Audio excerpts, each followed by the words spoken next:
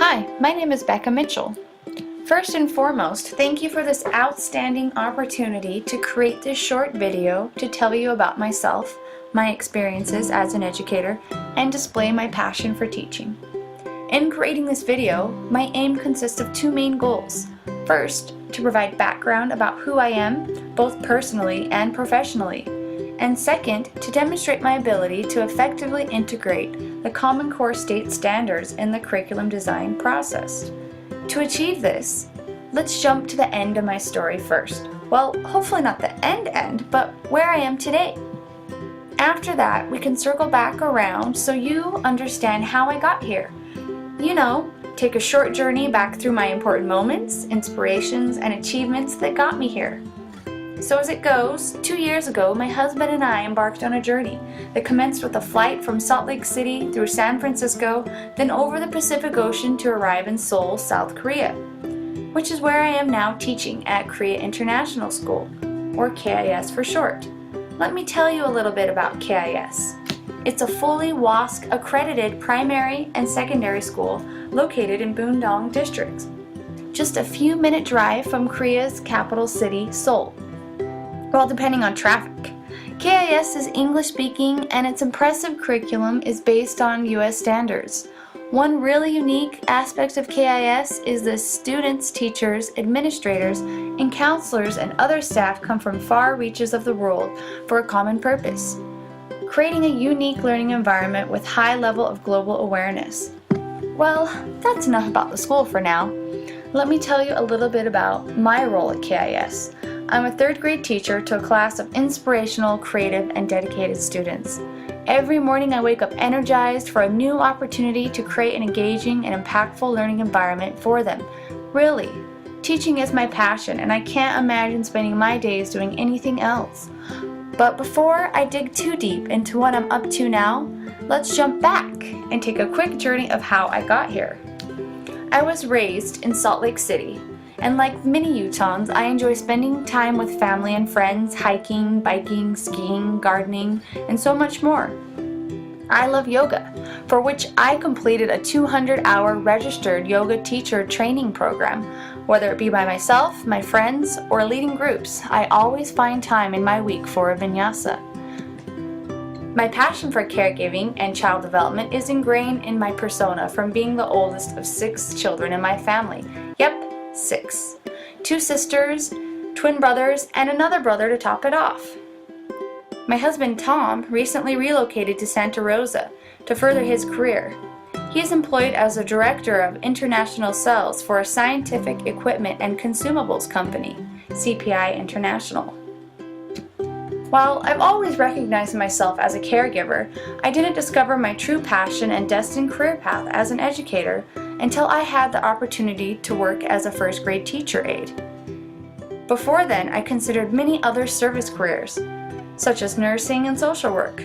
While I believe I would have been happy in either of these careers, I knew the minute I stepped into an elementary classroom there was no turning back. And from that moment on, I couldn't imagine myself being anything other than an educator. Upon recognizing my life passion, I immediately began taking steps to get me there. First was to change my college focus from nursing to elementary education. Reflecting back on my time at university, I immediately think about my most inspirational professor, Diane Pugmire, a former math educator at Weber State University. Regrettably, she has passed on, but I will forever remember her as my most influential teacher. I'm sure every one of her students would agree that her commitment and sincerity towards helping her students was second to none. She taught me the critical importance of building strong student relations as a teacher, and she was an outstanding educator in countless other ways. My delivery of effective inquiry-based math instruction through hands-on activities and questioning strategies is a direct result of my learning experience in her classroom. To further my education, I continued on to graduate school and will finish my coursework for a master's in education this summer. Woohoo! Now let me tell you a little bit about my teaching experience. My full-time teaching career began at Glendale Middle School in Salt Lake District, where I served as a 6th grade science teacher. I completed several science courses during university, refined my ability to deliver hands-on discovery-based learning activities while working for Mad Science Corporation, and participated in numerous science professional learning opportunities to ensure student success. I then taught in another school in Salt Lake District, Jackson Elementary, as a 5th grade teacher. During my time there, I was actively involved in professional learning and school activities shaped around school initiatives and community needs. I focused on supporting Jackson's diverse student population by completing an English language endorsement and serving on Jackson's Positive Behavioral Committee, Community Garden Committee, and the Beverly Sorensen Fine Arts Committee. In addition, I collaborated with colleagues to develop the K-6 writing curriculum that was used as a model for the district. Now let's jump forward to see what else I've been up to here in Korea. In addition to my role as 3rd grade teacher, I also serve as a team member in KIS's One to World iPad team, Grade 3 team lead, and Grade 3 curriculum lead. A central priority of my current employer, Korea International School, is to effectively integrate emerging technology in the classroom. As a member of the iPad implementation team, I am actively engaged in supporting this priority.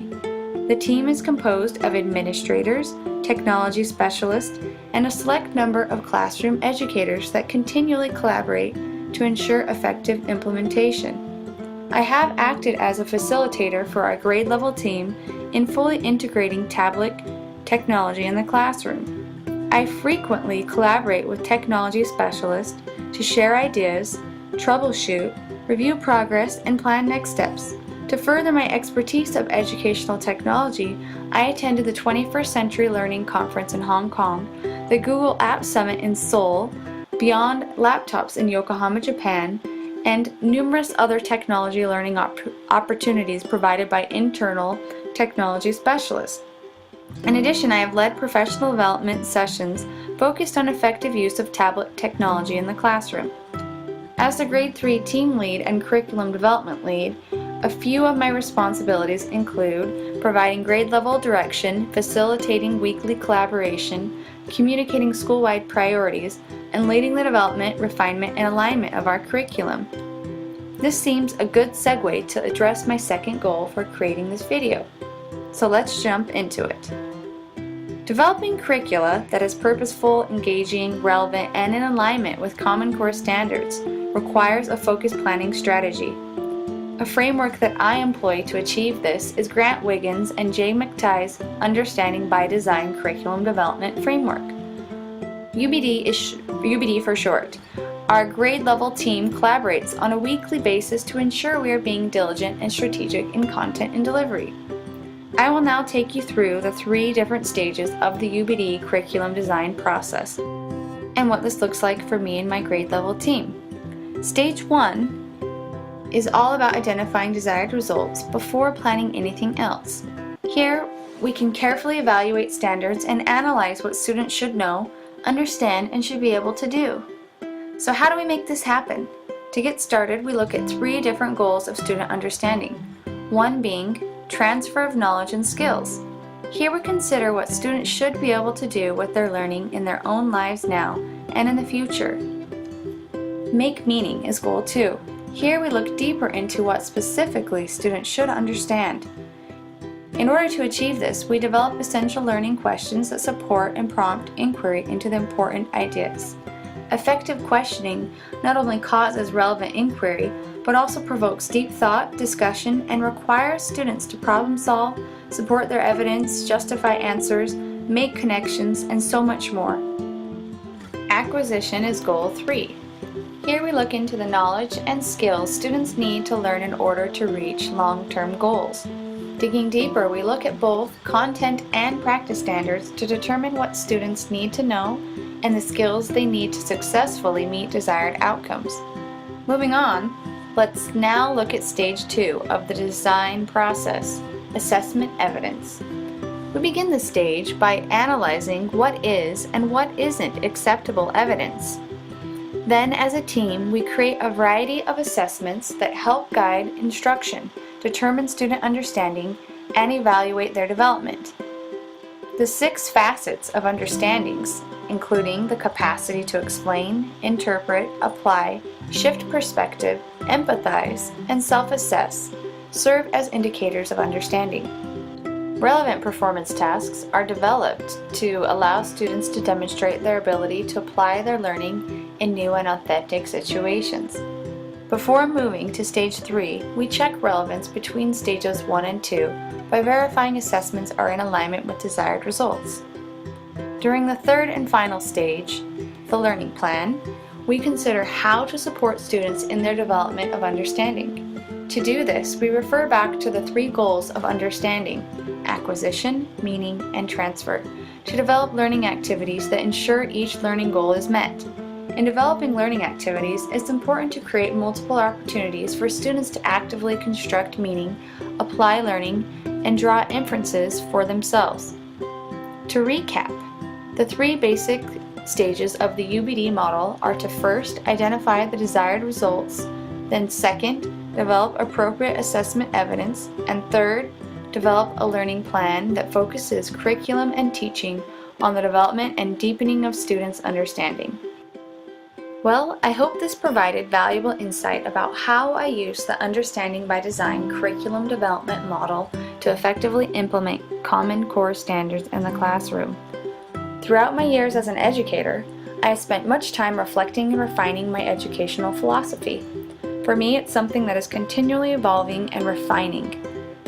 I believe educators must instill a natural curiosity and love of learning in students, while also helping students mature emotionally, socially, intellectually, and physically to their greatest potential by educating the whole child through the recognition of students' individual learning needs.